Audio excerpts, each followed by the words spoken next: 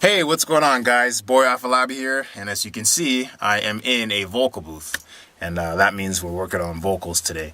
It's really exciting again because this is pretty much the last real portion of the EP. There's another few things I'm going to do, but that's more like adding textures and flavors, and we'll talk about that in the next video. But this is the last real major performance part of the EP, and it's also, I think, the very, very most important portion of it because this is where your message is really expressed. So I'm going to be doing some vocals today. Now, just a quick few tips for anybody who's interested in learning more about the engineering side of things, also the songwriting and performance side of things. I'm just going to share a little bit of what I've learned over the last little while about vocals.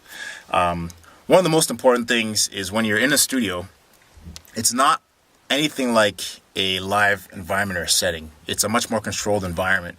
And as a result, because it's more controlled, you have, I'd say, less room for error, if you want to say. It's less forgiving, put it that way. Microphone will capture a lot more of you and less background noise. Thus, you can hear more of you, and you can't really cover up, certain things. Now, that being said, there's a whole technical side of things where you can fix up mistakes and blah, blah, blah in post or whatever you want to call it. However, as far as performance goes in the studio, a few things to keep in mind. One, something called proximity effect, right?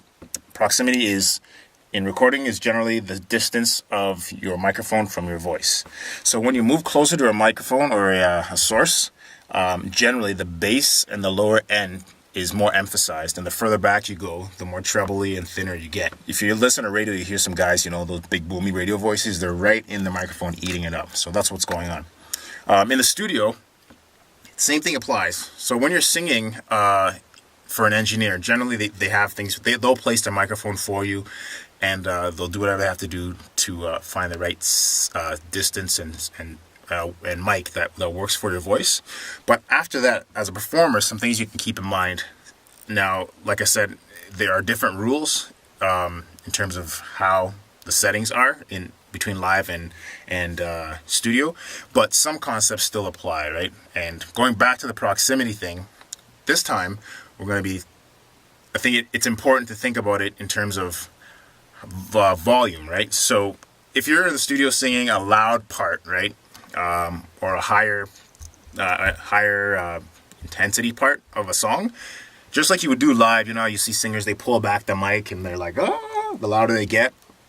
That's just a control thing. So that's sort of basically that's kind of, manual compression, if you want to call it, but that's what they're doing. They're trying to keep the volume of their voice or the velocity relatively balanced.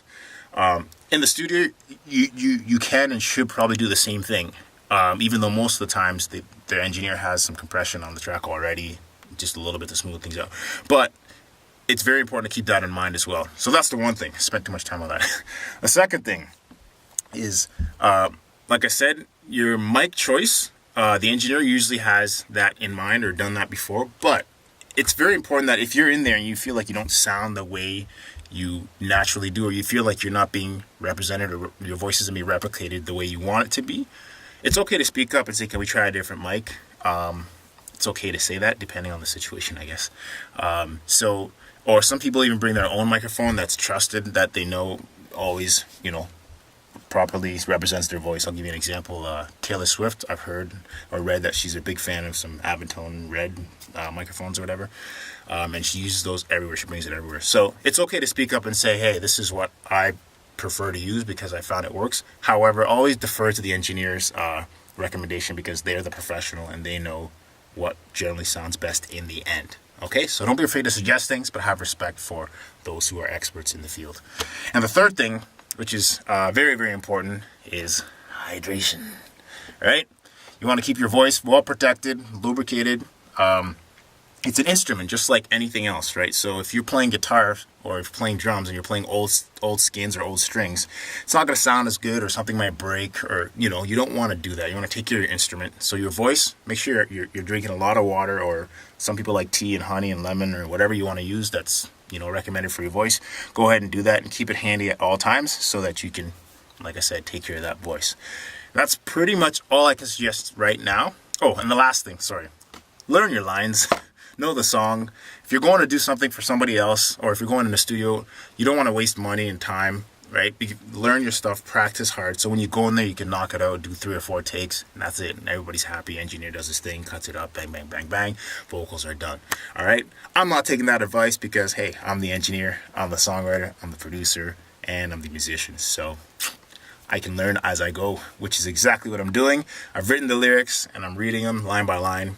Or not line by line, but maybe one verse, and then I'll do the next verse, and I'll do the next verse, because I have to get out of the studio, go back over there, be the engineer and be the artist at the same time. Although I do have some hacks here, like keyboard and a mouse, and I can see everything from here.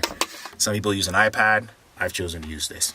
So that's pretty much it. I'm not going to get too further in depth. If you want any more information, again, as always, feel free to contact me, send me an email, a question. I'll be glad to help you and let you know what I've learned, and hopefully you can make something great of it. All right, that's about it. See you guys. Take care. Hey, what's up, guys?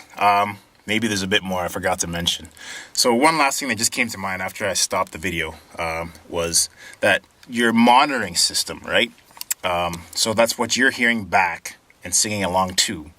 It's also very important to make sure that you're comfortable with how the levels are in your mix before you start singing. Comfort is extremely important for singers because, let's face it, they're divas, right? You know what I mean? They want everything perfect, blah, blah, blah, blah. They can't just go on like a guitar player or a drummer and knock it out. Sorry. Anyway, so you want things to be comfortable because, again, that is the face of your track, right? Your vocals. So you want your performance to be good, and everything that will help you to do that, it's important to get right. So as far as monitoring goes, right, you want some good headphones that are comfortable, that don't squeeze your head till you have a headache. And you also want to make sure that your levels are correct and that they fit what you prefer or like to hear and what you sing best to. So keep that in mind as well. Comfort is very important with vocals. And don't stress out your engineers, all right?